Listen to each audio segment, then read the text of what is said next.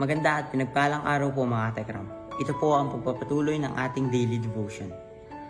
Ang Bible verse po na gusto ko pong i-share sa inyo ay Matthew 4:4. Ito po ang sabi, "Ngunit sumagot si Jesus, nasusulat hindi lamang sa tinapay na bubuhay ang tao, kundi sa bawat salita na nagmumula sa bibig ng ating Diyos." Kayo po ba ay nakakaramdam ng panghihina sa buhay? Yung tipong nawawalan po tayo ng pag-asa at gana sa buhay? Marahil nakakalimutan po natin pakainin ang ating spiritual na buhay.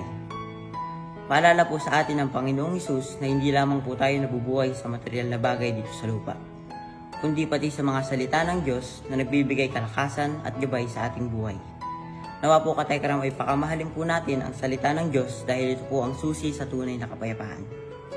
Maraming salamat po mga titos, titas. God bless po. Good night po mga Tekram. Love you po.